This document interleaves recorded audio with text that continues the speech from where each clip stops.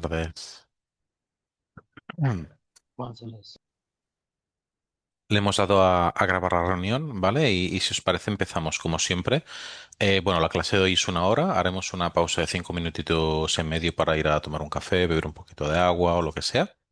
Darles las buenas tardes a todos y si les parece, vamos a empezar. Entiendo que pueden ver todos mi pantalla y hoy seguiremos con los aspectos de morfosintáctica. Insisto que es la última clase así más conceptual, ¿no? Que pretende pues que los alumnos conozcan los conceptos lingüísticos que al final son importantes, ¿no? Para entender en detalle a nivel de máster lo que se hace en términos de procesamiento del lenguaje natural.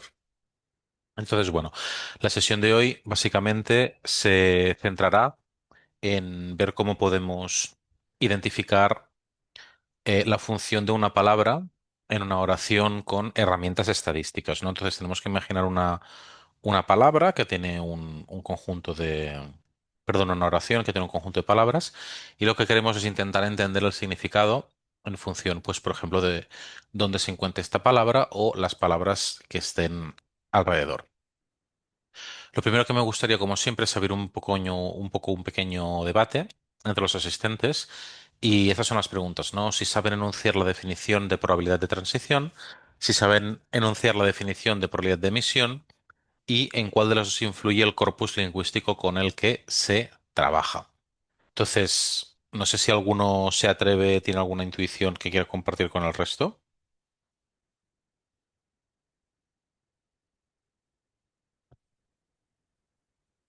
Venga, no seáis tímidos, que ya es la tercera clase.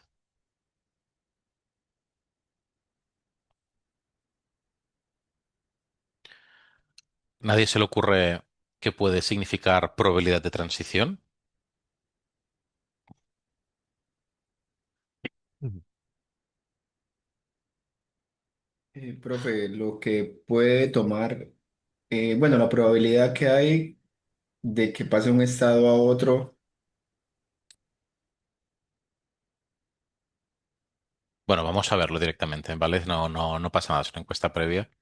Em, y bueno, antes de nada, comentar, ¿no? ¿Qué veremos en esta clase? Haremos un repaso muy rápido de la sesión anterior, veremos el algoritmo de Viterbi, hablaremos del etiquetado basado en Machine Learning y comentaremos los conceptos de Name Entity Recognition. Sería un poquito el... Después repaso. Bueno, acordaros lo que hablamos del post-tagging, ¿no? Todos esos algoritmos que nos permitían entender un poco más los elementos conversacionales, las Hidden Markov Models que nos permitían entender probabilidades de transición en un texto y demás. Y que bueno, y acordaros que lo que tenemos es un conjunto de estados, una observación en concreto, unas probabilidades de transición y una matriz de probabilidades de omisión, que ahora entraremos en detalle de lo que es cada uno de estos conceptos, ¿vale? Acordaros también que hemos asumido como ciertas una serie de premisas que vamos a repasar. La primera es que la probabilidad de aparición de una palabra depende solo de su propia etiqueta y es independiente a las palabras y etiquetas vecinas, lo cual esto es una assumption que, bueno, a veces es correcta, a veces no, pero de momento hemos asumido que es correcta y que la probabilidad de una etiqueta solo depende de la etiqueta anterior en el lugar de toda la secuencia de etiquetas. Entonces, estas son las premisas principales y a partir de aquí vamos a profundizar un poco más en estos métodos. Y la segunda mitad de la clase, como comentaba, vamos a explicar un poquito lo que se espera en la primera práctica.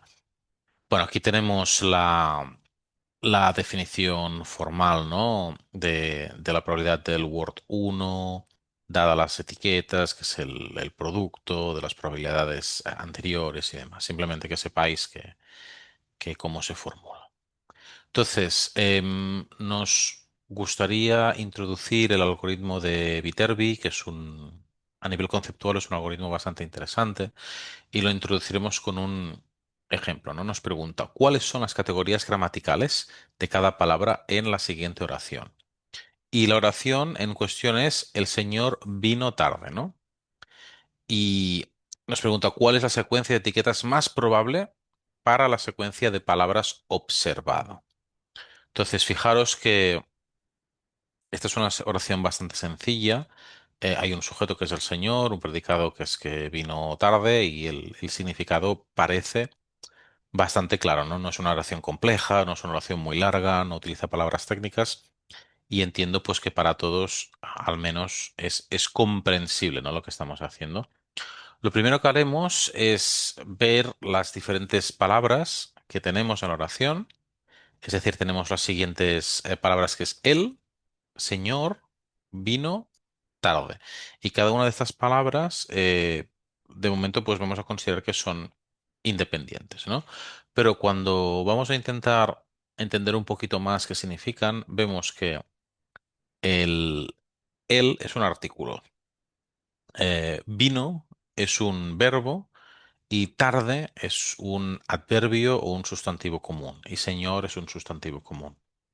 No sé si os acordáis que en principio los artículos acompañaban al nombre y los adverbios acompañaban al verbo. De hecho, un adverbio era para un verbo algo parecido a lo que un adjetivo es para un nombre. ¿Os acordáis de la secundaria cuando os explicaban esto en morfosintáctica? ¿Alguien se acuerda?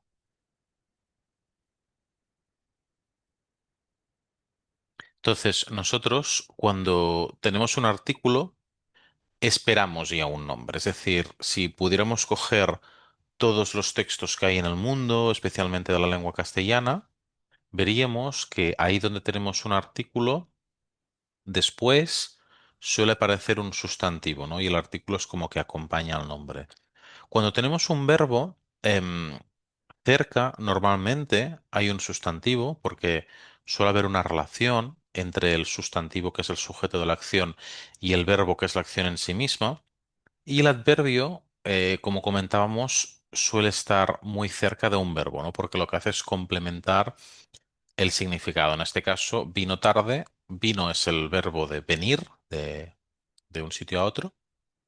Y tarde hace referencia a cómo vino. Pues vino en un horario pues que no era el adecuado. Entonces, fijaros que lo primero que haremos es calcular la probabilidad de transición. Y para esto nosotros necesitamos un corpus. Fijaros que si tiro para atrás, tenemos un artículo determinado, un sustantivo común, un sustantivo propio, y a cada uno de estos, para entendernos un poco más, le pondremos unas siglas, ¿no? Le pondremos TT, NN, NNP, JJ. Acordaros del sustantivo común y el sustantivo propio, que son los que empiezan por NN, y del verbo, que es el que empieza por VB. Fijaros que la matriz de probabilidades de transición nos coge un, un texto, obviamente necesita un corpus, y nos calcula las probabilidades de que haya una transición del valor de la izquierda, del valor de la fila, al valor de la columna. Es decir, em, fijaros la última, ¿no? Que es el inicio de la frase, y la probabilidad más alta es NNP. Si volvemos atrás, vemos que es un sustantivo propio. Entonces, eso significaría que muchas de las oraciones empiezan con un sustantivo propio. En cambio, en la última fila de todos, veis que aparece, voy a coger un puntero. En la última, veis que, por ejemplo, aparece un valor pequeño de 0,03. Esto haría referencia a que la probabilidad pues, es más pequeña. ¿Y cuál es VBD?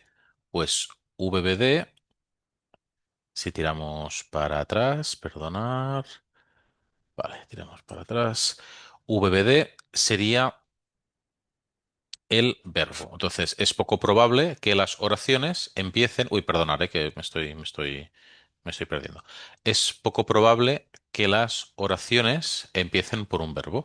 Si hacemos un repaso a las diferentes probabilidades de transición que tenemos, claramente vemos elementos interesantes, ¿no? Por ejemplo, vemos este 0,733 que es bastante grande, es decir, es un número bastante importante. Vemos este de aquí, ¿vale? Fijaros que DT era el artículo determinado, ¿vale? Entonces, después de un artículo determinado, lo más probable es que venga un sustantivo nominal. ¿Vale? Y podemos, bueno, podemos seguir viéndolo, pero básicamente la matriz de probabilidades de transición nos dice el tipo de palabra que esperamos en función de la palabra que estemos viendo en ese momento. Y obviamente para esto necesitamos un corpus específico. ¿A alguien se le ocurre para qué podemos necesitar un corpus y no solo una oración para calcular esta matriz de probabilidades? Para tener un mejor contexto, profesor. Exacto. ¿Qué pasaría si nosotros cogiéramos, por ejemplo, un párrafo que tuviera 50 frases? ¿Qué riesgo estaríamos cometiendo? O sea, ¿qué riesgo estaríamos asumiendo?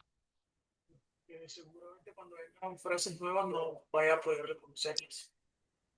Exacto. No tendríamos una experiencia suficiente como para calcular una matriz de probabilidades de transición que fuera suficientemente robusta. Entonces, las conclusiones que sacáramos de la matriz no serían realmente extrapolables. ¿Vosotros qué preferiríais? ¿Poder acceder a muchos textos diferentes para calcular esta matriz de probabilidades? ¿O a quedaros simplemente con un texto de estudio? Si pudierais elegir, ¿qué preferiríais? Muchos textos para mejorar el Muchos. aprendizaje. Exacto. Como casi siempre en modelación predictiva, cuanta más información tengamos, más consistente es el resultado. Entonces, esta matriz de probabilidades, cuando más grande sea, pues obviamente nos va a dar una fiabilidad más grande. Es algo que es bastante evidente. Disculpar Mm, que no sé cómo se borra esto. Vale, Profe, es aquí decir, algo. que siempre va a estar con esos inicios que estaban en la matriz anterior, ¿cierto? Primero el adjetivo y así. Siempre va a ir con la forma que estaba en la anterior imagen. No siempre, pero es más probable. Si os fijáis, ¿vale? Aquí en el ejemplo vemos que las probabilidades de transición. Uy, perdonad, que no sé por qué. Aquí. Veis, por ejemplo, que el señor vino tarde. Fijaros, ¿no? Que las probabilidades pues concuerdan bastante con lo que estábamos viendo, ¿no? Lo que sucede que al ser un caso más pequeño, la información, la interpretación, pues no nos aporta tanto valor. Entonces, vamos a ver el algoritmo de Vitrevi, que lo primero que vamos a hacer es calcular lo que llamamos el valor de Vitrevi, que se define todo esto que os comentamos, esta primera parte de la asignatura es una parte más conceptual, pero luego iremos más a algoritmos, ¿vale? O sea, no os preocupéis que luego en la práctica real, como data scientist, todo esto no lo tendréis que calcular a mano, ni muchísimo menos. Lo que se calcula es el algoritmo, el valor de Bitrevi es el máximo del valor previo por la probabilidad de transición por la probabilidad de emisión. Entonces vamos a ver cómo se calcula con un ejemplo concreto. Estos serían los valores de Vitrevi, ¿vale? Y ahora vamos a ver pasito a pasito cómo esto va evolucionando. Y fijaros que aquí tenemos las diferentes probabilidades, cómo van funcionando en base a las observaciones que tenemos de esta oración. Aquí veis, por ejemplo, que tenemos algunas probabilidades muy pequeñas porque son transiciones que son muy poco probables o que realmente pues, no nos conducen a ningún valor interesante. Y a medida que vamos repasando la matriz, pues vemos cómo estas probabilidades van cambiando. Esto luego os daremos algunos recursos para que veáis más ejemplos. Y podemos hacerlo sucesivamente, ¿eh? Fijaros que al final el señor vino tarde. Fijaros, esto se entiende un poco al revés, ¿vale? Mira, fijaros lo que hemos hecho. Nosotros hemos cogido esta probabilidad de aquí y la siguiente que tenemos más grande es esta. La que tenemos más grande, lo veis, ¿no? Por columnas. Nos fijamos en la probabilidad más grande de la columna de la derecha ahora nos vamos a la probabilidad más grande de la anterior, ahora nos vamos a la probabilidad más grande de la anterior y ahora nos vamos a la probabilidad más grande de la anterior. Veis que sucesivamente vamos tirando para atrás y nos vamos quedando en la probabilidad más grande. Entonces nos dice que según esta matriz de transición, lo más habitual es que la frase sea el señor vino tarde, que es un poco lo que habíamos visto anteriormente. ¿Vale? Fijaros también que tenemos, esto es muy interesante porque normalmente es como se suele hacer. Actualmente, la mayor parte de modelos de Machine Learning se basan en lo que se llama el one-hot encoding, es decir, queremos una representación vectorizada de los datos. ¿Y por qué queremos una representación vectorizada de los datos? Queremos una representación vectorizada porque nos interesa, por ejemplo, calcularnos distancias entre oraciones, ¿no? Para ver distancias que están más cerca. Si os fijáis, voy a anotar, si tenemos esta frase de aquí, ¿no? Que nos dice, el señor come pescado. Esta es la frase. Entonces, ¿yo cómo represento esto conceptualmente? Pues bueno, corto los diferentes conceptos que tengo. Tengo cuatro palabras, que es el señor come pescado.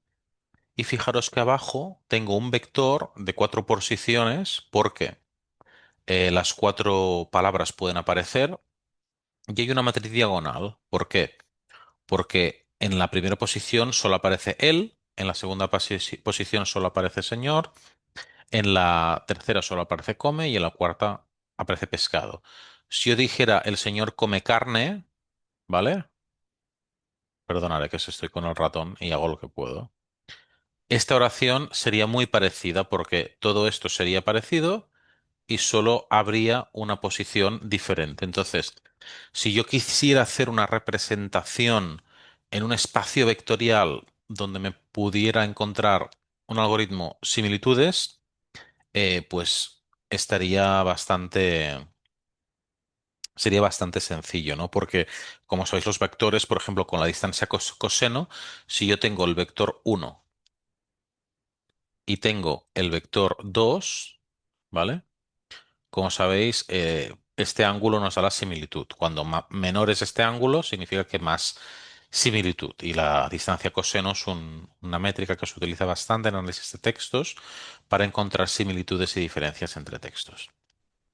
Otro elemento interesante es lo que se llama el TF y el IDF.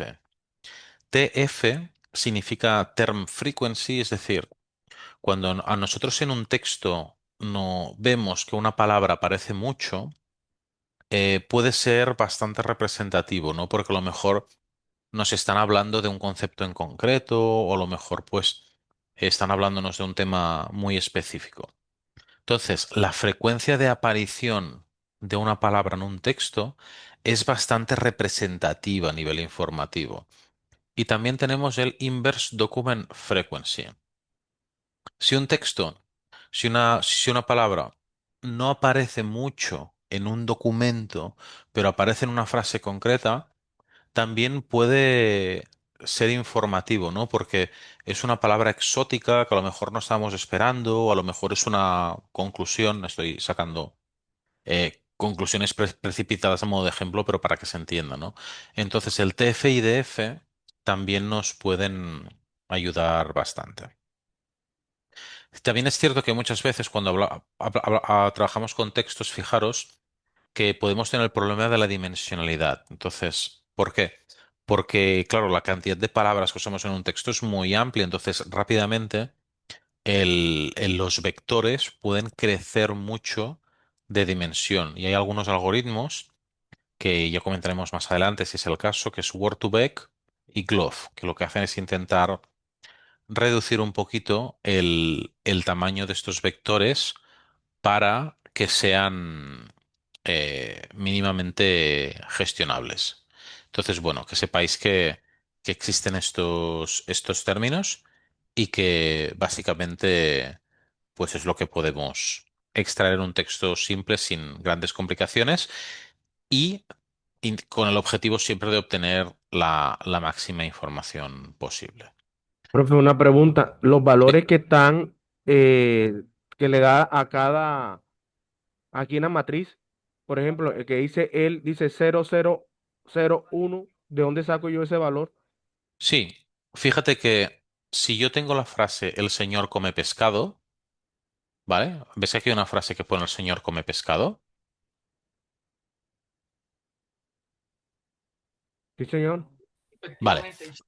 fíjate, si yo quiero crearme un vector donde aparezca un uno en la posición de él y un cero en la posición de las otras palabras, yo puedo romper esta frase en diferentes vectores y solo me aparece un uno donde aparece la palabra. Y me queda una matriz diagonal donde solo hay un uno en la posición de la palabra. ¿Esto qué hace? Esto hace que yo pueda representar cada una de las palabras como si fuera una variable. Es como si fuera un one-hot encoding de una variable categórica para un modelo de Machine Learning. Cuando tenemos una variable categórica y la queremos incluir en un modelo de Machine Learning, hacemos un one-hot encoding. ¿Por qué? Porque si tenemos la variable, eh, no sé, ¿cómo decirlo? Estudiante, no estudiante o ex estudiante, claro, no hay un orden implícito, son variables categóricas. ¿Me seguís?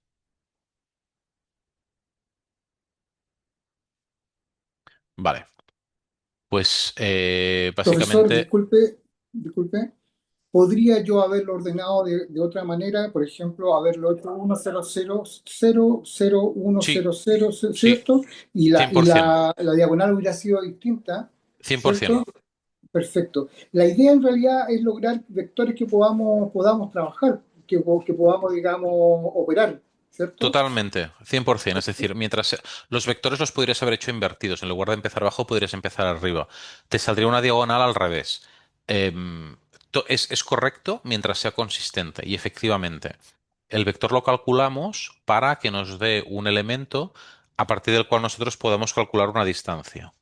Esto nos va a permitir, profesor, disculpe, esto nos va a permitir el ejemplo del rey al restar el vector hombre, ¿Cómo, ¿cierto? cómo, perdón?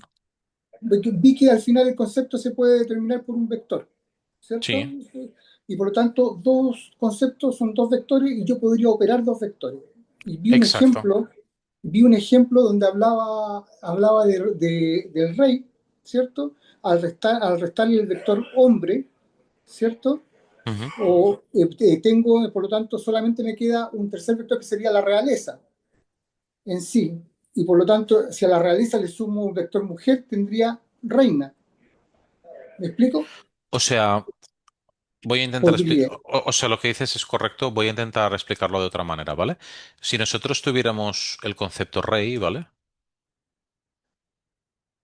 Este es rey, quizá el concepto hombre estaría aquí. Si yo tuviera el concepto reina, ¿vale? Reina, probablemente el concepto mujer estaría por aquí, es decir, pero ¿por qué el concepto sería por aquí? Porque las frases donde aparezca reina aparecerán, por ejemplo, nombres de mujer o aparecerán artículos relacionados con el género femenino y al revés para rey. Entonces, cuando yo miro el one hot encoding de las oraciones que vienen de textos que hablan de realeza, de reyes, de reinas, lo que sea, el propio texto hará que estas palabras estén más cerca las unas de las otras, ¿se entiende?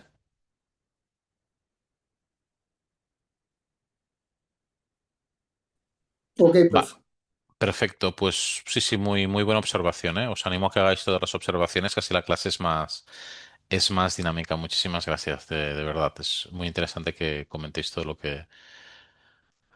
Vale, pues seguimos. Entonces, bueno, em, fijaros que nosotros cuando tenemos textos, fijaros que hay secuencialidad, ¿no? Es decir, los textos son elementos que son secuenciales.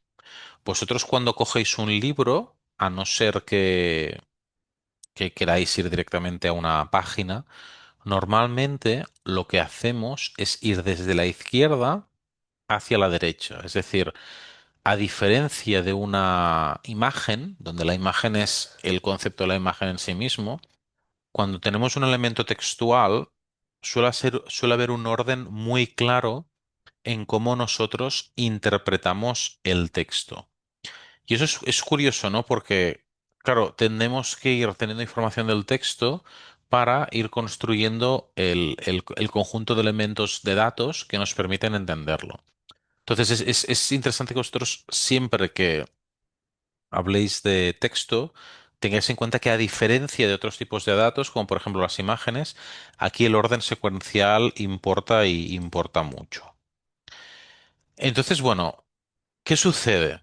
Nosotros en los últimos años estaréis todos de acuerdo en que han habido muchos modelos nuevos, ¿no? Obviamente ha aparecido ChatGPT, pero antes habían aparecido otros modelos muy interesantes para el análisis, generación e interpretación de textos.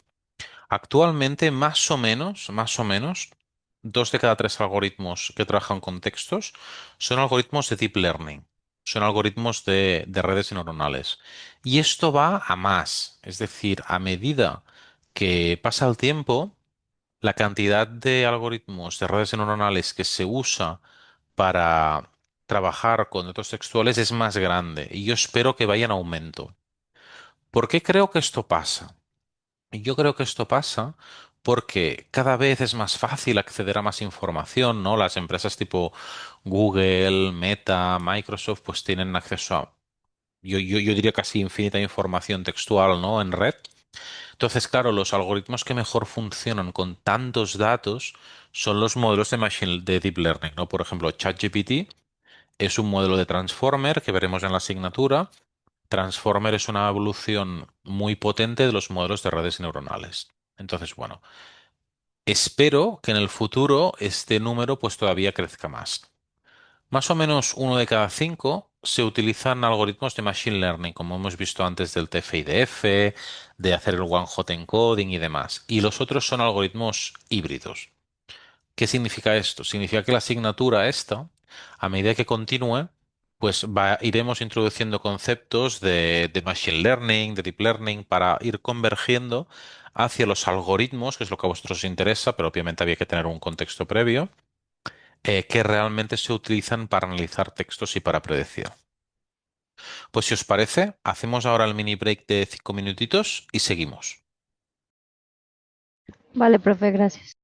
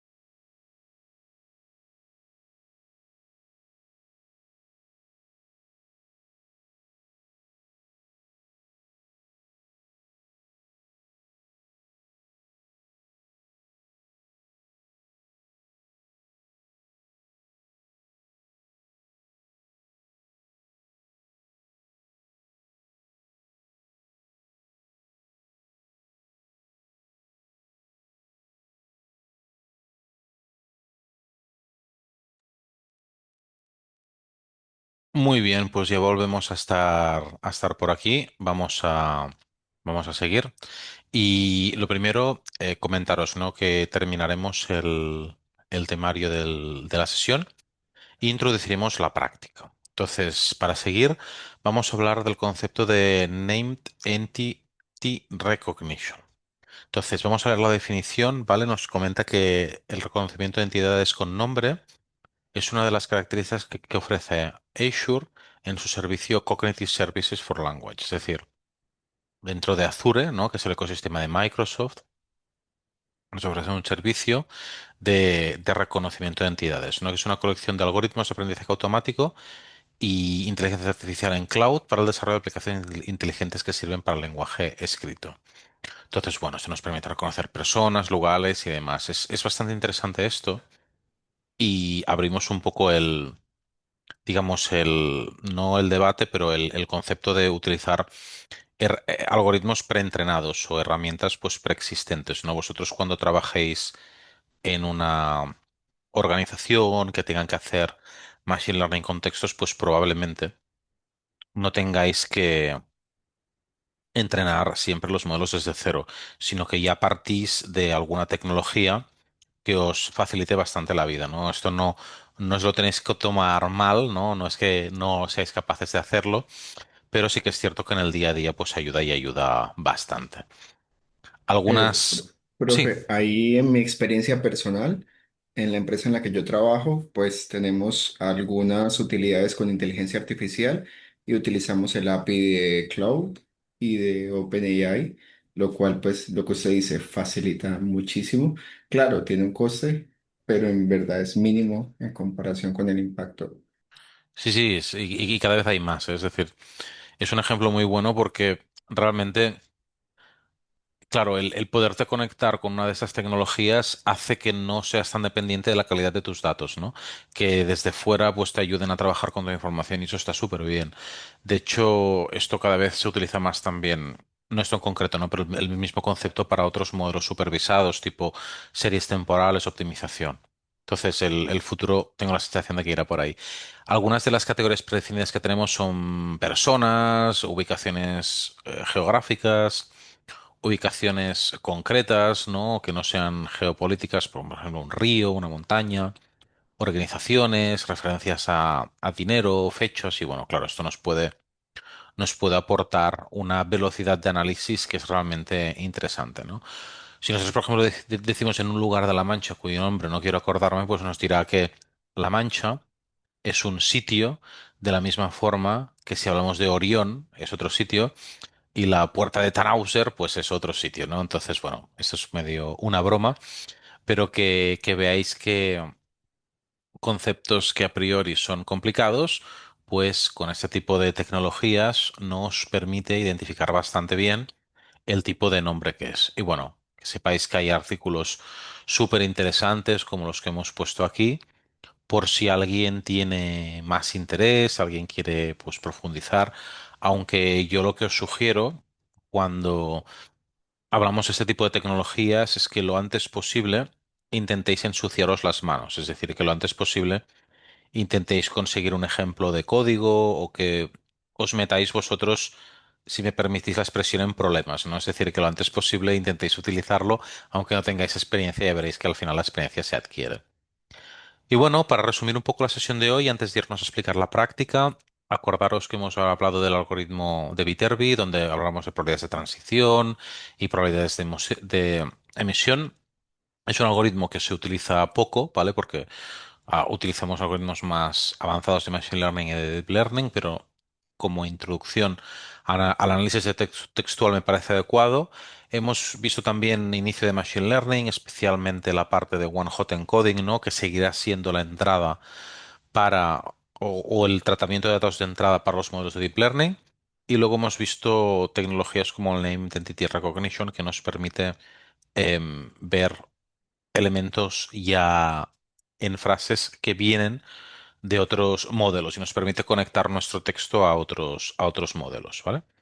Entonces, bueno, vamos a hablar un poquito de la actividad uno. Dejarme que muestre la pantalla para que lo comentemos. Bueno, antes de nada, deciros que la actividad uno, voy a compartir mi pantalla para un segundo. Ahora. En el campus, fijaros que en la parte de actividades y test, ¿vale? Tenéis esta actividad de caracterización de textos, ¿vale? Que esta es una actividad que vais a tener que hacer y que forma parte de la calificación de la asignatura. Aquí tenéis la rúbrica de la actividad, ¿vale? Que con toda transparencia os muestro. Un segundito. Vale, la rúbrica de la actividad es el criterio de evaluación que se sigue. Sí.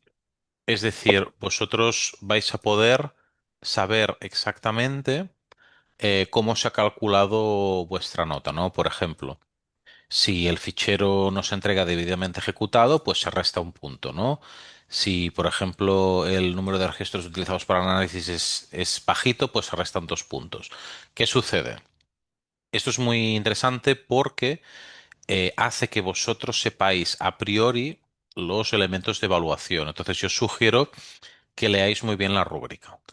Y si os vais a descargar el material docente y las instrucciones, lo que encontraréis es un fichero tal que este. Tenéis la actividad donde veréis el enunciado de la actividad, que ese es el que vamos a comentar ahora, y un fichero de Python.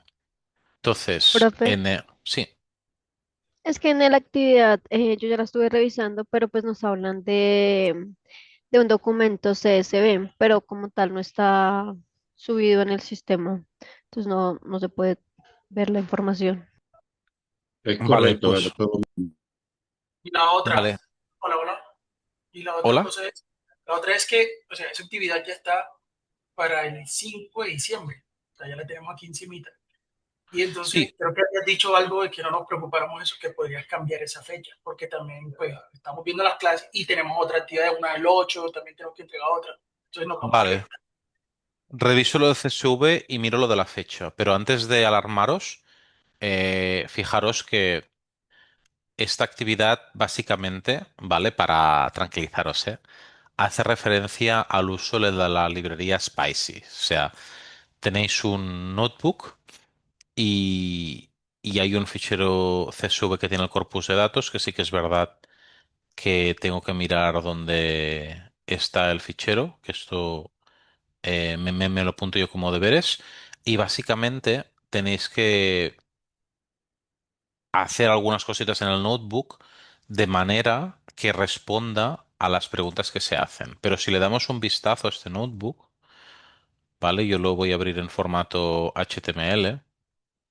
Fijaros que es un notebook bastante sencillo. Entonces, os dice ya las librerías, te hace preguntas bastante claras, ¿no? Fíjate que aquí eh, él carga y procesa el texto. Entonces, en principio, el texto vendría de aquí, sería este core news, ¿vale? Em, lo reviso, no sea que yo me haya dejado algo, porque sí que es verdad que aquí hace referencia a un fichero CSV. Lo hablo con la universidad porque somos bastantes profesores haciendo esta asignatura y podría ser bueno, que no lo hayan subido. Pero hoy mismo lo pregunto y os mantengo al corriente. Claro, en las indicaciones dice descargarlo y cambiar la ruta en esa línea, solo que nadie ha Exacto. encontrado dónde descargarlo, ¿no? No os preocupéis que hoy mismo lo pregunto y ya veréis cómo muy rápidamente tendremos la respuesta. Entonces, fijaros que la práctica es muy guiada, es decir, lo entre comillas complicado de códigos lo damos hecho, ¿no? No es una asignatura de Python, es una asignatura de Python aplicado. Y podréis, por ejemplo, si nos dice cuántos registros tiene el corpus. Esto con la librería Spicy es muy fácil. ¿Cuántas palabras totales hay? Esto incluso Siento decirlo así, pero incluso si lo buscáis en ChatGPT, pues tendréis la respuesta, ¿no? Entonces, se trata de ir respondiendo a estas preguntas y ya veréis que es muy, muy, muy sencillo. Entonces, bueno, yo lo que Profe, os animo, sí. una pregunta. Ahí simplemente es colocar, digamos, lo que es la respuesta, como el código, o tenemos que dar explicación de fondo de cómo lo tomamos o cómo se debe diligenciar cada una de las preguntas. Muy buena pregunta. En principio, con el código ejecutado es suficiente. Entonces, solo que colguéis el código ejecutado y entreguéis el fichero con el código ejecutado es OK, Gracias. ¿vale? Entonces, ya veréis que es una práctica bastante sencilla, ¿eh? Es decir, no tiene mucha más complicación. Y os pregunto lo del fichero y cuando antes lo intentamos resolver. Vale, pues hoy hemos terminado lo que es la clase. La verdad es que no tenemos previsto explicar nada más. Sí que hemos terminado un poquito antes. Me gustaría, ahora llevamos 3 clases ya. Me gustaría dejaros un espacio para que pudierais hacer preguntas, a ver si alguien tiene alguna duda que yo pueda resolver y lo cogemos desde aquí.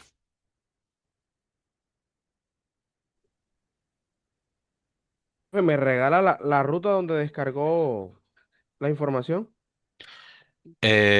Sí, tienes que irte en la web de la asignatura, te tienes que ir a actividades y test. Sí, sí, hasta ahí está correcto. No, pero usted sacó un código, el que estaba explicando ahora, de otro lado. Sí, ahí en la actividad uno te pone descarga el material. Ahí lo tienes. Mira, te comparto otra vez. En actividades y test tenemos actividades y test, la actividad uno y aquí ¿Sí? te descargas el material. Ahí está el Ok, código, perfecto. Muchas gracias. sin problema. Siguiente. Sí, profesor, yo que había levantado la mano, sería súper importante el tema de dejarlo lo más pronto posible, el tema del CSV, Sí, sí, ¿ya? sí, lo sé, lo sé, lo sé. Porque por otro grupo yo me lo puedo conseguir, ¿ya? Y también eh, que dejaron un script por el tema de los acentos, porque se estaba utilizando el encoding, ¿ya? Y hay un script que está por ahí que hay que ejecutar, ¿ya? Para hacerle una modificación a los datos. Entonces, sería bueno quizás conversar con sus colegas de qué script están subiendo para modificar esa data. ¿Me puedes repetir esta segunda parte, por favor, que no sé si la he entendido? Lo que pasa es que los datos que vienen en el CSV ya vienen con caracteres, ¿ya? Punto Que, y por coma. ejemplo, el encoding, ¿ya?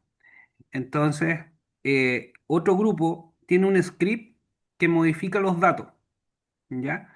Entonces, mi recomendación es que se deje el script que va a modificar los datos o eso no se va a tomar en consideración. Pero si Ok. eso es otra clase con otro profesor, supongo que pues, si el grupo lo está manejando de esa manera, ¿no? Sí, pero la fuente de datos es única, que es un solo archivo CSV. No creo que otro grupo tenga otro Es que el CSV. ejercicio es igual a todos los grupos, es lo que yo vi. Claro, entonces nosotros también deberíamos tener ese script que repara los datos del CSV.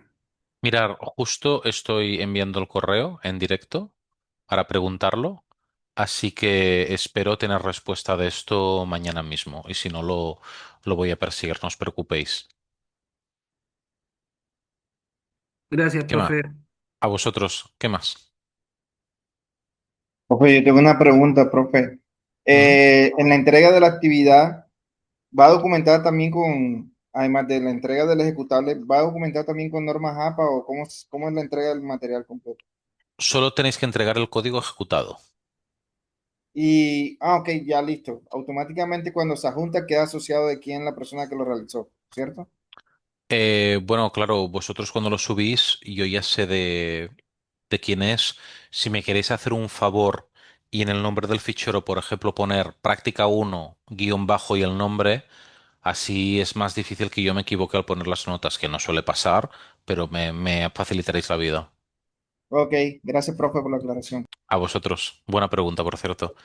¿Qué Yo más? tengo preguntas, pero relacionadas a la temática que estamos viendo, no tanto al trabajo a entregar.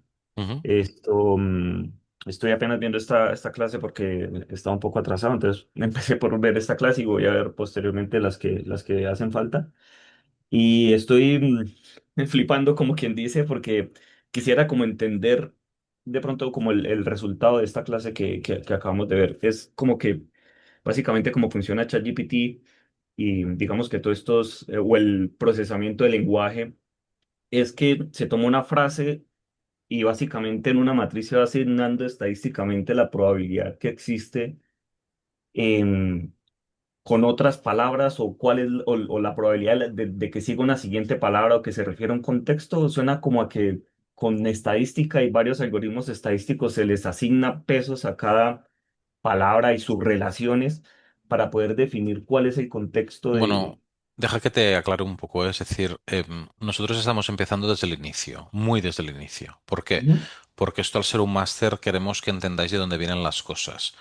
Ahora ujú. estamos empezando a ver cómo tratamos los textos para que los algoritmos puedan trabajar con ellos. Y lo más importante de momento es el one-hot encoding, ¿vale? Luego veremos otros temas, pero el one-hot encoding es la base. Los transformers de Ujú. ChatGPT, por ejemplo, Ujú. son algo mucho más avanzado y vemos, o sea, vamos hacia ahí, pero estamos yendo poco a poco porque, claro, vosotros tenéis que saber esto de dónde viene, por qué se crea y demás. Entonces, es normal que al inicio de la asignatura vosotros percibáis que es muy teórica, que os explicamos cosas como muy abstractas, pero pensamos que es interesante que entendáis bien las complejidades de trabajar con un texto. Entonces, con el tiempo iréis viendo que cada vez hablamos más de algoritmos, de aplicaciones prácticas. De todas formas, yo os invito a que os toméis en serio estas primeras sesiones, porque si no, al final, muchas veces hay gente que utiliza algoritmos y no sabe nada de lo que hay detrás, ¿no? Y bueno, para un máster, pues se Sí, supone que no es lo adecuado.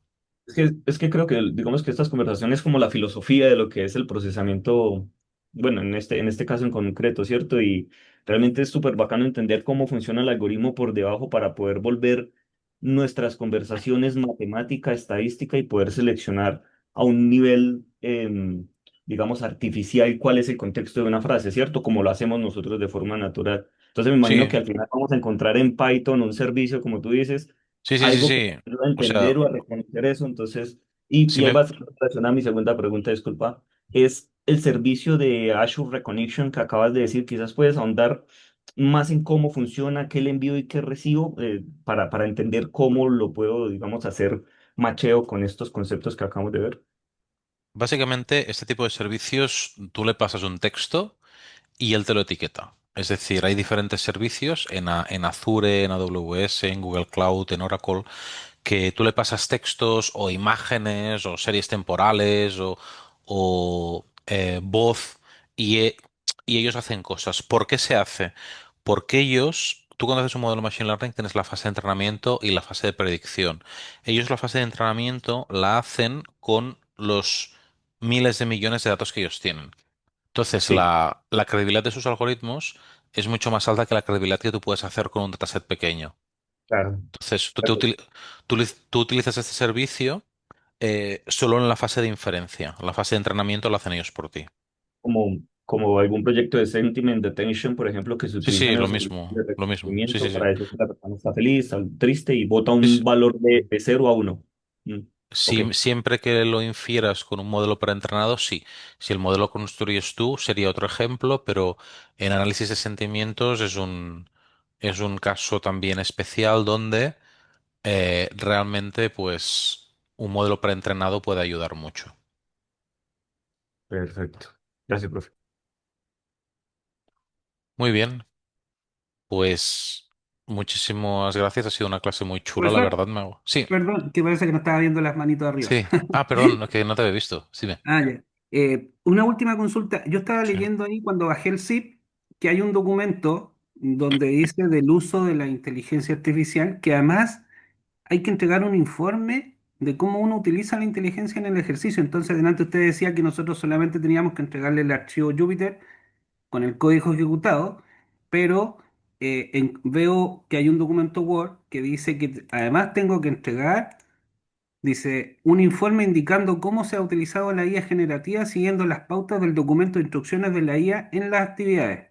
Entonces mi pregunta es, ¿ese documento va o solamente el documento de Jupyter? Bueno, eso sería en caso de que hayas usado IA generativa, ¿eh? Es decir, si tú no has usado IA Pero, por generativa, ejemplo, delante usted decía que las consultas se podían hacer en chat GPT. claro, pero yo lo decía medio en broma, es decir, No, no, no, no, no, no, no, es que sale el claro, uso claro. de que yo puedo utilizar IA, ¿ya? Pero hay compañeros que no saben Python y obviamente yo también hay cosas que no me las sé y yo Pues le pregunto a la IA. ponerlo, Entonces, ponerlo, ponerlo. Es decir, yo soy consciente de que vosotros tenéis que usar todas las herramientas a vuestra disposición para resolver el problema. Y me parece bien. Simplemente con toda transparencia ponerlo. Debajo del código, en comentado ponéis, este código viene de preguntarle a ChatGPT cómo hacer esto. Y ya está. Yo mientras seáis honestos, ujú. eh, no habrá ninguna penalización. Sí, lo que pasa es que el documento decía que uno tenía que entregar el hilo si iba a utilizar ChatGPT. Entonces, esa es mi pregunta. ¿Con las demás actividades nos vamos a encontrar con esta problemática o no? Bueno, en principio, lo que pone aquí es que hay que explicar cómo se ha utilizado la IA generativa. Entonces, Claro. yo mientras me expliquéis en vuestras propias palabras cómo lo habéis usado, ya te ¿Ya? digo que tampoco haremos una auditoría de esto, ¿eh? Es decir, tampoco os encontraréis con un tribunal. Sí, simplemente es un ejercicio de transparencia por vuestra parte y ya está. En todas las rúbricas creo que Profe, está esa parte, de pronto yo tenemos entiendo que la duda. mencionar que utilizamos la IA. En todas las rúbricas está. Y quita puntos si no mencionamos que se utiliza o que la Claro. utilizamos y O no la sea, editamos. fijaros En Sí, todas hay las que leer que muchos, la rúbrica y de acuerdo a la rúbrica ya ir haciendo todo el trabajo, ¿no? sí, muchas veces la universidad a veces tiene herramientas automáticas de detección de plagio, herramientas automáticas de detección, pues, de que se ha usado IA. Entonces, vosotros sobre todo ponerlo. O sea, lo importante es que aquí somos todos mayores, somos todos conscientes de que tenéis poco tiempo. Usar las herramientas que están a vuestra disposición y simplemente comentarlo y no os preocupéis que no habrá ninguna penalización y de verdad, confiar. Y es la manera en cómo Sí, lo mencionas o cómo nos lo transmite a nosotros, porque en otras clases otros profesores pues recalcan mucho en la rúbrica cuando abren el documento en Excel donde están todos los pasos, que quita puntos, que suma puntos. Entonces tú lo transmites de una manera que confiada de que sí, estamos tranquilos. Pero hay otros profesores que efectivamente sí le meten terror a eso. Bueno, Igual sería fijaros. mentira que nadie utilizara las herramientas, siendo esto un máster de IA. ¿Sí? profe, A pero ver.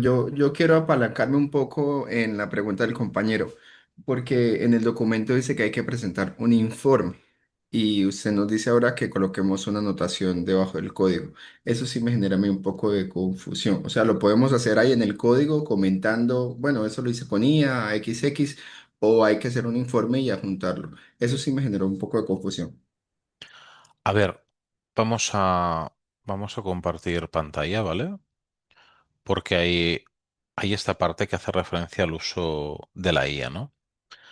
Aquí se habla del mínimo y del máximo. Es decir, lo máximo sería que vosotros comentarais el uso que se hace de la IA y que, por ejemplo, pues si ha funcionado bien, si no ha funcionado bien, y eso será en base al resultado. Es decir, tú haces una query, la ejecutas, te da un resultado X, incluso intentas ver si el código que te da es optimizable. Claro, ese sería, según la rúbrica, lo más interesante. Lo menos interesante sería pues que no dijeras nada de que has usado IA o que prácticamente no explicaras, que dijeras, eso lo he usado ChatGPT y ya está. Entonces, si lo que se tiene que entender de esto es que cuando vosotros uséis IA para la resolución de las prácticas, expliquéis un poquito ya sea en un informe o sea en el propio código con un comentario que explique bien lo que habéis hecho y por qué lo habéis hecho y si os ha servido o no os ha servido. Ejemplo. Le he preguntado a ChatGPT cómo obtener las palabras en un corpus y me ha hecho referencia a tres librerías diferentes. Luego le he tenido que preguntar que me lo hagan spicy y me ha dado un resultado que considero que es lógico por esto. Claro, se pide pues un poquito más de detalle. Yo personalmente no creo que sea necesario presentar un informe exhaustivo del uso de la IA. Creo que si un alumno utiliza IA, estaría bien comentar por qué se ha usado, cómo se ha usado y si ha funcionado o no ha funcionado. Sí, profe, en el contexto de la explicación, eso me queda claro. Es que en el documento dice criterios de evaluación, entonces dice el Jupyter Notebook que contenga el código y abajo dice informe indicando cómo se ha utilizado la IA generativa. Más abajo, por favor. Ahí está. Un informe indicando cómo se ha utilizado la IA generativa. Vale, perfecto, pues Quizás eso eh, está de más, porque hay un documento que dice normas de la IA. Entonces, vale, pues disculpar porque yo esto no lo había visto, perdonar, que yo estoy volviendo a unir después de un tiempo y quizás ha sido error mío. Yo creo que aquí vosotros lo que podríais hacer si usáis IA, ¿vale? Porque por si a mí pues me preguntaran, sería, por ejemplo, hacer una página explicando el cómo se ha usado, ¿no? Del estilo, pues he utilizado ChatGPT, he hecho diferentes prompts, uno en base a cada pregunta y cuando me ha dado un trozo de código, pues lo he revisado, he mirado que los valores que me diera fueran lógicos, entonces... Yo creo que quizá un informe exhaustivo no es necesario, pero sí que nos pide algo, nos pide un poco la filosofía que nosotros hemos utilizado. ¿Qué se pretende aquí? Aquí se pretende que no utilicéis el primer chunk de código que sale de ChatGPT sin pensar, ¿vale? Entonces, a mí si me explicáis de forma general cómo lo habéis hecho, me servirá, me parece bien, y disculpar que yo no había visto esta parte, o sea, mea culpa. Creo que ahora ya ha quedado aclarado. Sí, profe, listo, súper claro. Muchas gracias. Seguro, ¿eh? Vale. Muy bien.